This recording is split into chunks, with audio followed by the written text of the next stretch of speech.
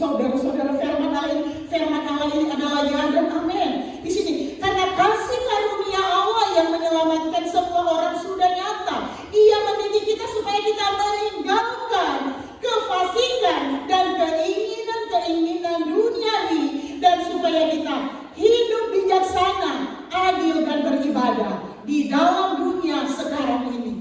Luar biasa.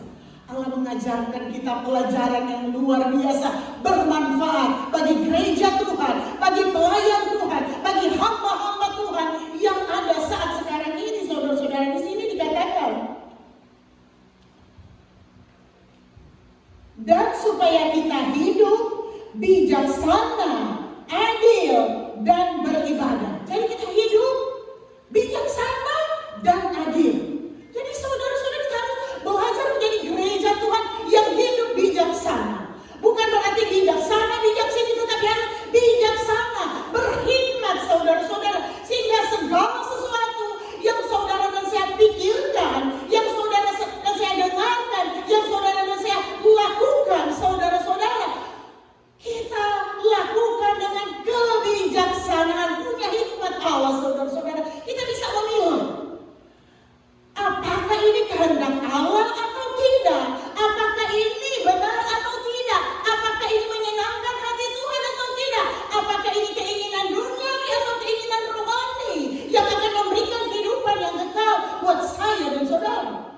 Oleh sebab itu, Allah yang luar biasa, saudara-saudara. Allah tidak mau biarkan kita.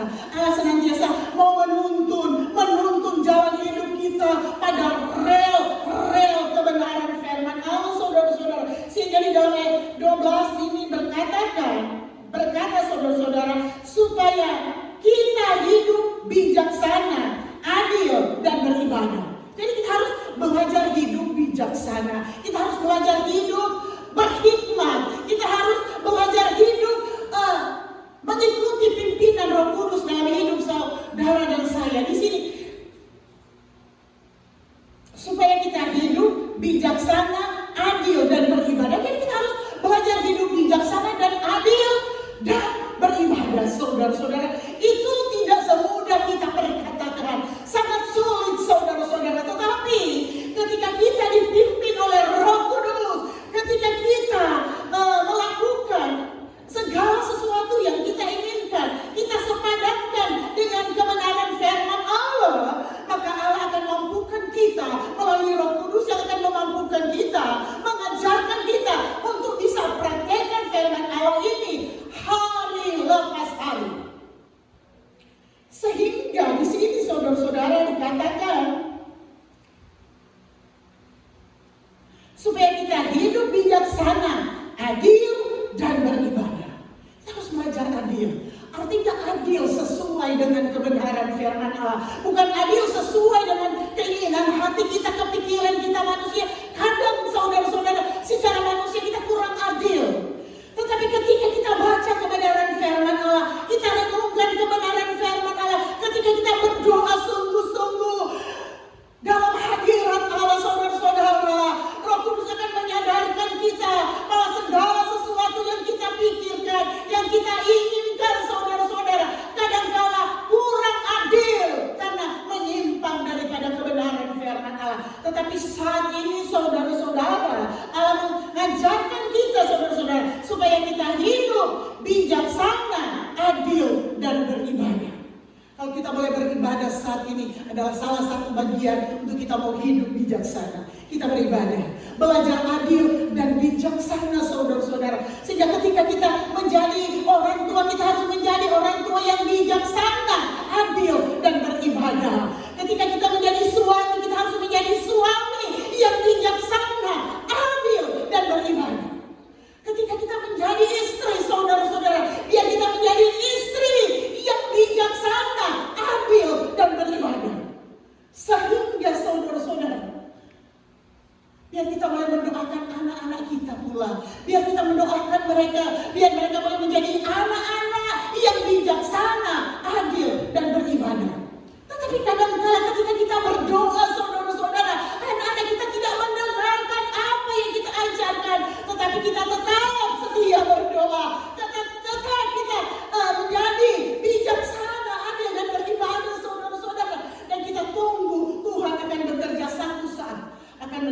menginginkan kebaikan buat anak-anak kita. Yang barangkali saat ini dalam pergumulan, kadangkala tidak menyenangkan hati kita, kadangkala keluar daripada kebenaran firman Allah, kadangkala saudara-saudara tidak mau mendengarkan apa yang menjadi nasihat kita sebagai orang tua. Kita tetap berdoa buat anak-anak kita, tetap arahkan mereka, tetap kasih mereka dengan kasih Tuhan. Lakukan apa yang menjadi sekemampuan kita sebagai manusia. Satu saat kita akan melihat Tuhan akan bekerja buat anak-anak kita. Untuk apa? Untuk mendatangkan kebaikan. Asalkan kita menjadi orang tua yang bijaksana, adil, dan beribadah. Itulah yang Allah mengajarkan buat saya dan saudara. Ayat 14. Yang telah menyerahkan dirinya bagi kita untuk membebaskan kita dari segala kejahatan dan untuk menguduskan bagi dirinya suatu umat kepunyaannya sendiri yang rajin berbuat baik. Jadi kita adalah umat kepunyaan Allah. Allah mau kita rajin berbuat baik. Bukan sebaliknya saudara-saudara. Kebalikan daripada baik apa? Hah? Ya? Baik atau buruk, baik atau jahat. Jadi rajin berbuat baik, bukan rajin berbuat buruk atau berbuat jahat. Tetapi firman Allah ini mengajarkan saudara dan saya kepunyaannya sendiri yang rajin berbuat baik. Jadi kita harus rajin berbuat baik. Sekalipun orang melakukan yang jahat buat saya dan saudara, lakukanlah apa yang baik, yang sesuai dengan kebenaran firman Allah. Karena kadang-kala saudara-saudara, ada orang-orang yang bisa berbuat baik saudara-saudara, tetapi bertentangan dengan kebenaran firman Allah. Tetapi biarlah kita belajar berbuat baik yang sesuai dengan kebenaran firman Allah. Baik, tulus, berkenan kepada Tuhan, sehingga berkat Allah, pertolongan Allah, mujizat Allah akan lebih lagi dinyatakan dalam hidup saya dan saudara. Ayat 15, beritakanlah semuanya itu, nasihatilah dan yakinkanlah orang dengan segala kewibawaanmu. Janganlah ada orang yang menganggap engkau rendah. Saudara, luar biasa. Coba perhatikan Melisa ayat ini, Titus 2 ayat 11 sampai dengan ayatnya yang ke-15. Dan saat ini kita berada di ayat yang ke-15. Perhatikan ayat 15 saudara-saudara. Beritakanlah semuanya itu, nasihatilah dan yakinkanlah orang dengan segala kewibawaan. Jadi saudara-saudara, beritakanlah semua kebaikan Tuhan, semua kebenaran firman Allah dengan kewibawaan. Saudara-saudara, kita harus menjadi gereja Tuhan yang punya wibawa ilahi, saudara-saudara. Kita harus menjadi pelayan-pelayan Tuhan yang punya wibawa ilahi, wibawa surga. Kita harus menjadi hamba-hamba Tuhan yang punya wibawa ilahi, wibawa surga, saudara-saudara. Sehingga di sini dikatakan, saudara-saudara, beritakanlah semuanya itu, nasihatilah dan yakinkanlah orang dengan segala kewibawaanmu. Luar biasa saudara-saudara. Ketika kita punya wibawa ilahi, karena kita menjadi pengikut-pengikut kebenaran firman Allah, artinya kita wibawa surga ada dalam hidup kita. Sehingga ketika kita menasehati, ketika kita menyampaikan kebenaran firman Allah, ketika kita bersaksi, ketika kita berdoa, tidak ada orang yang bisa menunjuk kesalahan kita. Karena wibawa ilahi, wibawa surga yang ada melekat dalam hidup saya dan saudara. Coba perhatikan saudara-saudara. Beritakanlah semuanya itu, nasihatilah dan yakinkanlah orang dengan segala kewibawaanmu. Segala kewibawaanmu. Jadi yakinkanlah orang dengan segala kewibawaanmu. Saudara, belajarlah kita punya hikmah, punya wibawa ilahi, wibawa sorga ada dalam hidup saya dan saudara, karena kita adalah gereja Tuhan, kita adalah pelayan-pelayan Tuhan, kita adalah hamba-hamba Tuhan yang seharusnya kita punya wibawa ilahi. Mulai dari lingkup terkecil saudara-saudara, kita harus menjadi istri yang punya wibawa ilahi di tengah-tengah keluarga kita kecil, suami, istri, dan anak-anak. Kita harus menjadi istri yang punya wibawa ilahi. Sehingga ketika kita mau menegur kesalahan anak-anak kita, mereka akan dengar saudara-saudara. Karena wibawa ilahi yang ada dalam hidup saya dan saudara. Begitupun sebaliknya saudara-saudara, kita harus menjadi suami yang punya wibawa ilahi. Sehingga ketika kita menegur istri kita yang dalam keadaan salah, atau anak-anak kita yang dalam keadaan salah, saudara-saudara, kita punya wibawa ilahi dalam hidup kita. Karena kita menjadi pelaku-pelaku kebenaran firman Allah. Sebelum kita berkatakan, saudara-saudara, istri dan anak-anak kita akan dengarkan. Karena wibawa surga, wibawa ilahi melekat dalam hidup kita sebagai suami, sebagai bapak rumah tangga yang mempunyai wibawa ilahi. Begitupun juga saudara-saudara, kami sebagai hamba-hamba Tuhan, doakan kami biar wibawa ilahi, wibawa surga yang melekat dalam kehidupan kami sebagai hamba-hamba Tuhan, yang Tuhan boleh izinkan kami melayani Tuhan sampai pada saat ini saudara-saudara, sehingga kami boleh punya kuasa berdoa buat umat-umat Tuhan, memberkati, melindungi melalui doa-doa kami saudara-saudara. Karena Allah mau kita punya wibawa ilahi, wibawa surga melekat dalam hidup kita, sehingga nama Tuhan dipermuliakan di atas segala-galanya. Beritakanlah semuanya itu, nasihatilah dan yakinkanlah orang dengan segala kewibawaanmu. Janganlah ada orang yang menganggap engkau rendah. Janganlah ada orang yang menganggap engkau rendah. Ketika kita punya wibawa ilahi, ketika kita punya wibawa sorga, karena kita menyesuaikan hidup kita dengan kebenaran firman Allah. Bukan kita mau kebenaran firman Allah, mau menyesuaikan dengan hidup kita yang barangkali menyimpang keliru. Saudara-saudara, saat ini Allah mau tuntun kita, Allah mau rangkul kita, Allah mau kembalikan kita, agar supaya wibawa ilahi melekat dalam hidup saya dan saudara. Karena kita sudah ditebus dengan harga yang mahal. Ditebus dengan harga yang mahal, sehingga Allah mau kita punya di sini. Nasihatilah dan yakinkanlah orang dengan segala kewibawaanmu. Janganlah ada orang yang menganggap engkau rendah. Jangan. Ketika kita punya wibawa ilahi saudara-saudara, tidak ada satupun yang akan menganggap kehidupan kita rendah saudara-saudara.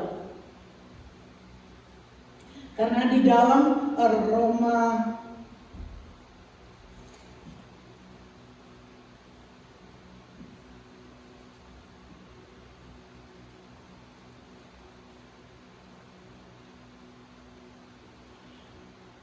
Titus 2 ayat 1 sampai 10, kembali lagi Titus 2 ayat 1 sampai 10 berkata, tetapi engkau beritakanlah apa yang sesuai dengan ajaran yang sehat.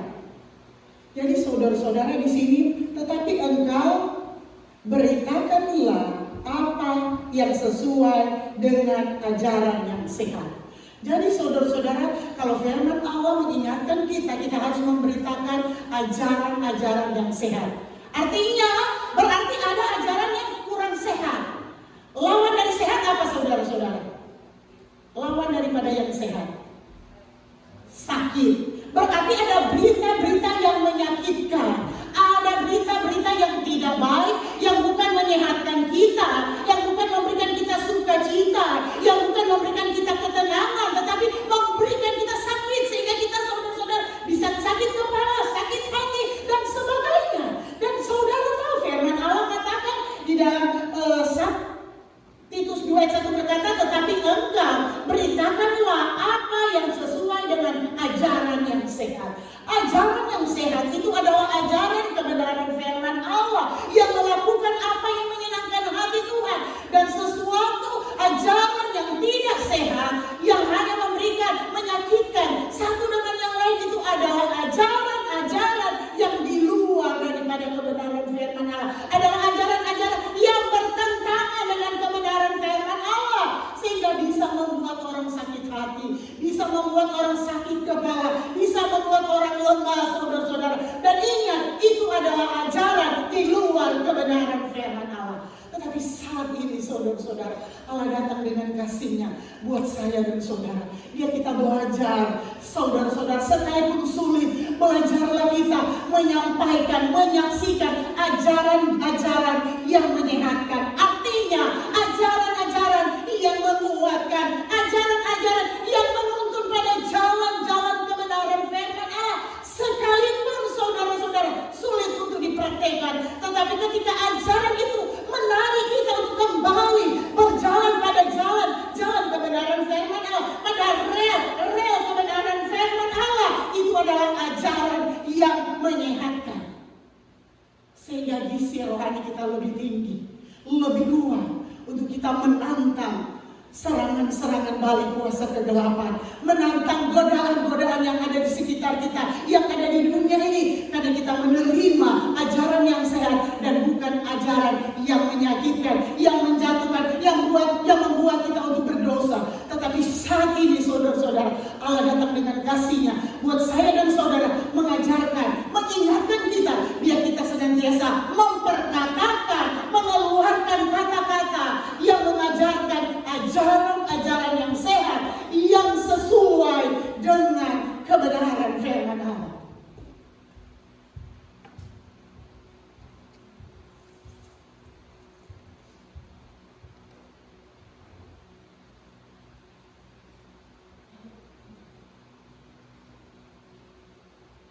Oleh sebab itu saudara-saudara, Allah mau dalam hidup saudara dan saya, kita harus menjadi gereja Tuhan yang patut diteladani. Kita harus menjadi hamba-hamba Tuhan yang patut diteladani. Kita harus menjadi pelayan-pelayan Tuhan yang patut diteladani. Kita harus menjadi suami-suami yang patut diteladani. Kita harus menjadi istri-istri yang patut diteladani. Kita buka bersama-sama di dalam 1 Timotius 4 ayatnya yang ke-12. 1 Timotius 4 ayatnya yang ke-12 bunyinya sebagai berikut. Jangan seorang pun menganggap engkau rendah karena engkau muda. Jadilah teladan bagi orang-orang percaya dalam perkataanmu, dalam tingkah lakumu, dalam kasihmu, dalam kesetiaanmu, dan dalam kesucianmu. Kembali lagi saudara-saudara, ayat ini mengingatkan saya dan saudara, kita harus menjadi gereja Tuhan yang patut diteladani. Kita harus menjadi hamba Tuhan yang patut diteladani. Kita harus menjadi suami-suami yang patut diteladani. Kita harus menjadi istri-istri yang patut diteladani, saudara-saudara. Di sini mengingatkan kembali ayat-ayat hafalan, tetapi Allah mau kita menjadi gereja Tuhan yang patut diteladani. Perhatikan ayat ini saudara-saudara. 1 Timotius 4 ayat 12. Jangan seorang pun menganggap engkau rendah karena engkau muda. Jadilah teladan bagi orang-orang percaya. Kita harus jadi teladan, be good example. Saudara-saudara, dalam perkataanmu, dalam tingkah lakumu, dalam kasihmu, dalam kesetiaanmu, dan dalam kesucianmu. Luar biasa saudara-saudara. Ketika kita saudara-saudara menjadi teladan, sekalipun kita masih anak muda, saudara-saudara. Anak muda di sini siapa? Hosea, anak muda yang ada di dalam gereja ini, siapa lagi? Richard. Jadi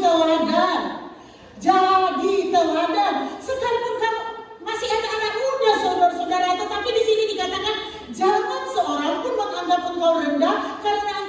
jadilah teladan bagi orang-orang percaya dalam perkataanmu, dalam tingkah lakumu, dalam kasihmu, dalam kesetiaanmu, dan dalam kesucianmu. Luar biasa. Anak-anak muda kalau menjadi teladan saudara-saudara, kita orang tua akan menjadi bangga. Saudara-saudara, sekalipun mereka anak muda, kalau mereka hidup dalam kebenaran firman Allah, saudara-saudara, kita pasti dengarkan, kita pasti akui yang benar, apa yang menjadi perkataannya, apa yang menjadi nasihatnya, saudara-saudara, karena mereka menjadi teladan, menjadi good example, saudara-saudara. Tetapi saudara tahu, itu juga tugas kita sebagai orang tua, tidak lepas dari doa-doa kita sebagai orang tua buat anak-anak kita. Oh, itu yang tunduk-tunduk kepala. Siapa? Raja punya adik siapa? Kamu tunduk-tunduk kepala Henok. Jadi teladan. Sekalipun adik, kamu bisa jadi teladan buat kakakmu. Why not? Jadi teladan, saudara-saudara. Kalau kita menjadi teladan, saudara-saudara, luar biasa. Orang itu akan bangga. Bangga.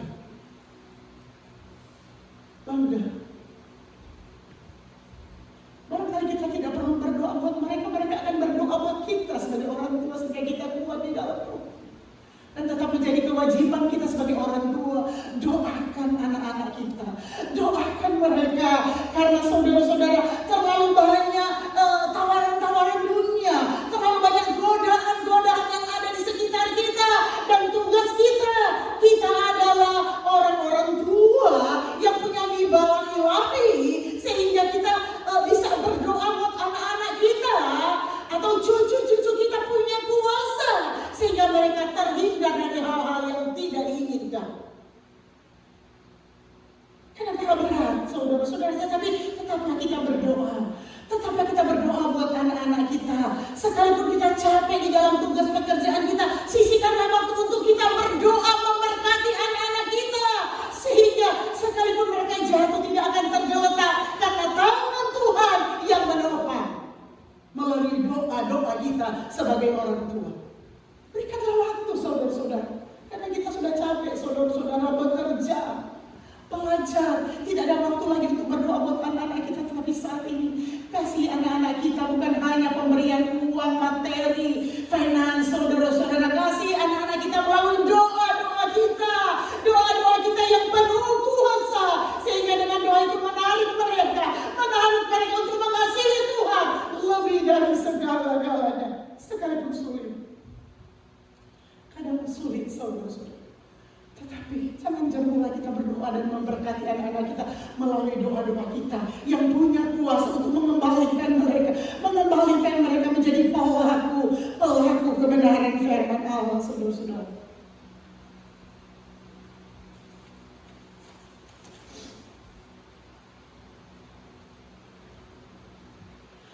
Jadi kita harus menjadi gereja Tuhan yang apa, saudara-saudara, yang punya integritas, saudara-saudara, punya wibawa-wibawa ilahi, saudara-saudara. Jadi integrity is discipline behavior. Right, Richard? Integrity is discipline behavior. Integritas mendisiplinkan kelakuan. Jadi kita harus punya integritas yang mendisiplinkan kelakuan kita. Apa yang kita lakukan harus disiplin. Saya ingat waktu anak-anak SD, saudara-saudara, kita harus disiplin. Kalau ke sekolah apa, saudara-saudara? Waktu SD, dulu belum ada TK di desa saya. Dulu masih ada SD. Biasa, kalau di sekolah, pertama, saudara, kalau kita pergi sekolah harus apa? Masak. Tidak pernah mengalami. Kalau kita ke sekolah, saudara-saudara, tidak bisa terlambat. Kalau saya terlambat, saudara-saudara, dipukul. Iya atau tidak? Kalau di desa, barangkali saudara-saudara di kota tidak dipukul kalau terlambat. Tetapi ketika waktu saya sekolah dulu SD di desa, jadi kalau terlambat dipukul atau kadang-kadang angkat kaki lah atau apa. Karena apa, saudara-saudara? Bukan guru-guru kita marah, tetapi mengajarkan kita punya disiplin waktu. Jadi di sini, saudara-saudara, diajarkan kita punya integriti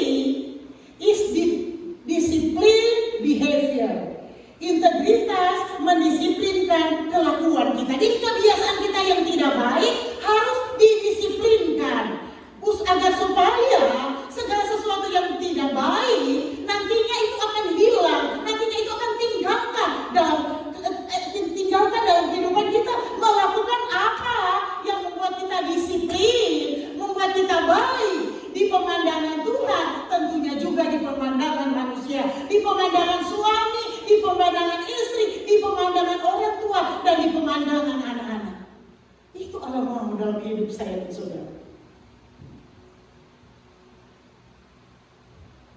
Karena apa saudara-saudara? Integrity is determinate behavior. Integritas menentukan kelakuan kita. Jadi kalau kita punya integriti yang baik, integritas yang baik, berarti kelakuan kita yang baik pula saudara-saudara. Oleh sebab itu kita belajar saudara-saudara meninggalkan segala sesuatu yang kurang disiplin dalam hidup kita, yang kurang baik dalam hidup kita, sehingga yang nampak dalam hidup kita good integrity, integrity yang baik saudara-saudara, integritas yang baik saudara-saudara. Ada lagi saudara, integrity demonstrate behavior. Integritas mendemonstrasikan kelakuan. Jadi integritas kita saudara-saudara harus didemonstrasikan dalam perbuatan kita, dalam kelakuan kita sehari-hari. Oleh sebab itu kita nobody perfect, tetapi biar kita sama-sama belajar saudara-saudara. Biar kita boleh integritas kita, jadi integritas adalah lifestyle kita saudara-saudara, gaya hidup kita. Jadi gaya hidup kita, lifestyle kita menunjukkan bagaimana integritas kita, baik atau tidak baik. Jadi tertuang di dalam lifestyle kita saudara-saudara, di dalam gaya hidup kita. Tetapi saat ini saudara-saudara, Allah mau bentuk gaya hidup kita punya integritas yang baik, gaya hidup yang baik, gaya hidup kerajaan surga, gaya hidup yang menyenangkan hati Tuhan. Allah mau perbaiki hidup saya dan saudara. Allah mau nuntun kita, Allah mau pulihkan kehidupan kita sehingga lifestyle kita, lifestyle kerajaan surga, lifestyle yang memberkati, lifestyle yang apa saudara, gaya hidup yang menyenangkan hati Tuhan. Kalau gaya hidup kita menyenangkan hati Tuhan, dengan demikian gaya perkataan kita, gaya hidup kita menyenangkan sesama kita, menyenangkan istri kita, menyenangkan suami kita, menyenangkan orang tua kita, terutama menyenangkan hati Tuhan. Puji Tuhan saudara-saudara. Berapa banyak di antara kita mau mempunyai lifestyle kerajaan surga, gaya hidup kerajaan surga ada dalam hidup kita, sehingga damai sukacita Allah yang melampaui segala akal dan kepikiran kita memenuhi hidup saya dan saudara. Sekalipun kita hidup apa adanya, tetapi kalau lifestyle kerajaan surga ada dalam hidup kita, tetap enjoy saudara-saudara. Kita tetap tenang, tetap sukacita, karena Allah tetap akan memberikan kecukupan buat saya dan saudara. Karena Allah tetap akan buka pintu-pintu yang lain dalam hidup saya dan saudara. Tuhan akan curahkan berkat-berkat yang lain dalam hidup saudara dan saya. Karena Allah bisa membukakan berkat. Berkat Allah bukan hanya misalnya kita ada di Amerika, tidak. Berkat Allah ada di seluruh dunia ini. Ada di Amerika, ada di Indonesia, ada di mana-mana. Berkat Allah pasti akan dicurahkan buat saya dan saudara. Karena berkat Allah tidak terbatas buat saya dan saudara. Oleh sebab itu saudara-saudara, jangan khawatir tentang hidup saya dan saudara. Jangan khawatir tentang anak-anak kita. Karena kita mau hidup lifestyle kita, gaya hidup kita, gaya hidup yang Tuhan kehendaki. Bukan gaya hidup yang bertentangan dengan kerajaan surga. Bukan gaya hidup yang menyakiti hati Tuhan. Tetapi biar gaya hidup kita, gaya hidup surgawi, gaya hidup yang menyenangkan satu dengan yang lain, gaya hidup yang menguatkan satu dengan yang lain, gaya hidup yang membangun satu dengan yang lain, gaya hidup yang mendoakan satu dengan yang lain, gaya hidup yang menuntun pada jalan-jalan kebenaran firman Allah. Hanya itu Tuhan mau dalam hidup saya dan saudara di akhir-akhir zaman ini. Oleh sebab itu kita harus kuat iman percaya kita di dalam Tuhan saudara-saudara. Ketika hidup kita kuat di dalam Tuhan saudara-saudara, akan indah kita melangkah di tengah-tengah dunia ini. Sekalipun dunia ini semakin sulit, banyak tantangan saudara-saudara, kita akan merasakan sendiri ada ketenangan, ada kedamaian, ada sukacita saudara-saudara dalam hidup saya dan saudara. Dan orang lain tidak bisa rasakan. Kadang orang melihat kita saudara-saudara ketawa, tetapi kadang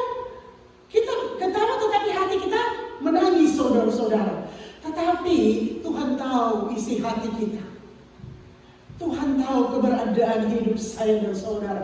Kalau gaya hidup kita sesuai dengan kebenaran firman Allah, sukacita, ketenangan, damai sejahtera, berkat Allah akan menjadi bagian saya. Kemanapun kita pergi dan berada, sekalipun ada pergumulan, sekalipun ada kebutuhan, sekalipun ada tantangan, tetapi di dalam semuanya itu Tuhan akan memberkati, membuka jalan di dalam segala hal. Asalkan kita sepadan sesuai dengan kebenaran firman Allah. Filipi 2 ayat 5 berkata, hendaklah kamu dalam hidupmu bersama menaruh pikiran dan perasaan yang terdapat juga dalam Kristus Yesus. Luar biasa Allah mau. Hendaklah pikiran kita dan perasaan kita terdapat sesuai dengan apa yang ada di dalam Yesus Kristus. Ada dalam Yesus Kristus harus perkataan-perkataan berkat, perkataan-perkataan menguatkan, perkataan-perkataan yang menuntun pada jalan-jalan kebenaran, saudara-saudara.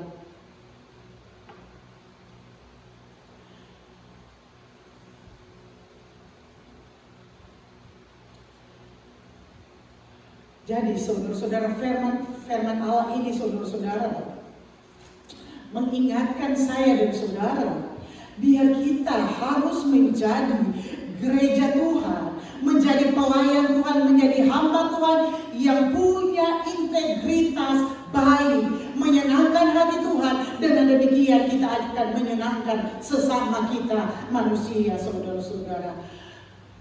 Karena kalau kehidupan kita menyenangkan hati Tuhan, saudara-saudara, hidup kita dijamin oleh Tuhan. Hidup kita dijamin oleh Tuhan di dalam ayat-ayat firman Allah yang sudah diubah menjadi pujian di dalam Mazmur 23 ayat 1 sampai ayatnya yang ke-6 berkata, Tuhan adalah gembalaku, tak akan kekurangan aku. Saudara, bukan manusia lagi gembala kita, bukan kami gembala saudara, tetapi gembala agung kita adalah Tuhan. Dan kata firman Allah di dalam Mazmur 23 ayat 1 sampai 6, Tuhan adalah gembalaku, tak akan kekurangan aku. Saudara, apa yang menjadi kebutuhan kita di hari-hari ini, baik pun buat anak-anak kita, buat suami, buat istri kita, buat orang tua kita, saudara-saudara, jadikanlah Tuhan kita, Tuhan Yesus yang menebus dosa dan kesalahan kita. Dia adalah gembala kita yang agung. Dan kata firman Allah, Tuhan adalah gembalaku, tak akan kekurangan aku. Saudara-saudara, tidak akan kekurangan satupun yang baik jika Tuhan yang menjadi gembala kita, saudara-saudara. Luar biasa. Kalau kita menjadi pelaku-pelaku kebenaran firman Allah, kalau kita menjadi gereja Tuhan, menjadi hamba Tuhan yang punya integritas surgawi dalam hidup kita, saudara-saudara, hidup kita dijamin oleh Tuhan. Mazmur 31 ayat 20 berkata, alangkah limpahnya kebaikanmu yang telah kau simpan bagi orang yang takut akan engkau, yang telah kau lakukan bagi orang yang berlindung padamu di hadapan manusia. Luar biasa. Limpah kebaikan Tuhan bagi orang yang berkenan kepada Tuhan. Karena apa? Tuhan mau tunjukkan di hadapan manusia bahwa pemeliharaan Allah sempurna buat saya dan saudara. Bahwa kuasanya tak terbatas dalam hidup saya dan saudara akan kita alami di hari-hari ini. Asalkan kita menaruh harapan kita sepenuhnya kepada Tuhan. Saudara, dengarkan lagi ayat ini. Mazmur 31 ayat 20. Alangkah limpahnya kebaikanmu yang telah kau simpan bagi orang yang takut akan engkau, yang telah kau lakukan bagi orang yang berlindung padamu di hadapan manusia. Jadi di hadapan manusia Tuhan akan tunjukkan limpah kebaikannya bagi setiap orang yang berkenan kepada Tuhan. Limpah kebaikannya bagi orang-orang yang berkarakter Kristus dalam hidup saya dan saudara. Limpah kebaikan Tuhan.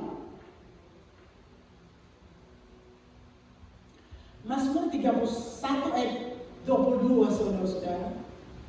Jangan takut kalau kita menjadi pelaku-pelaku kebenaran firman. Mazmur 31 ayat 22 berkata, terpujilah Tuhan sebab kasih setianya ditunjukkannya kepadaku dengan ajaib pada waktu kesesakan. Saudara, berapa banyak di antara kita barangkali saat ini merasakan kita berada di dalam kesesakan, kita berada di dalam pergumulan. Perhatikan ayat ini, saudara-saudara. Terpujilah nama Tuhan, sebab kasih setianya, kasih setia Tuhan ditunjukkannya kepadaku, kepada saudara, dengan ajaib pada waktu kesesakan. Sekalipun kita pada waktu kesesakan, sekalipun kita pada waktu kesakitan, sekalipun kita pada waktu tertekan, saudara-saudara, kata firman Allah, kasih setianya ditunjukkannya kepadaku dengan ajaib pada waktu kesesakan. Dengan ajaib, saudara-saudara, dengan ajaib pada waktu kesesakan. Saudara, perkatakan dalam diri kita pribadi, saudara-saudara. Berkatakan dengan iman, saudara-saudara. Barangkali kita dalam keadaan kesesakan, dalam keadaan terjepit, dalam keadaan tertekan. Di saat-saat ini, saudara-saudara, karena melakukan kebenaran firman Allah, karena kita mau menjadi gereja Tuhan yang berintegritas Kristus dalam hidup saudara dan saya. Tetapi ingat, jangan takut. Jika di pihak kita tidak ada satupun yang bisa melawan kita. Perhatikan ayat-ayat ini, ayat anak-anak muda, saudara-saudara. Mazmur 31 ayat 22 berkata, terpujilah Tuhan, sebab kasih setianya ditunjukkannya kepadaku dengan ajaib pada waktu kesesakan. Coba perkatakan ayat ini, ganti kepadaku, itu nama kita sendiri atau keluargaku atau anak-anakku, saudara-saudara. Bisa kita ganti, terpujilah nama Tuhan, sebab kasih setianya ditunjukkannya kepada anak-anakku dengan ajaib pada waktu kesesakan. Ditunjukkannya kepada suamiku dengan ajaib pada waktu kesesakan. Ditunjukkannya kepada istriku dengan ajaib pada waktu kesesakan. Perkatakan dengan iman. Perkatakan dengan iman. Firman Allah ini hidup, saudara-saudara.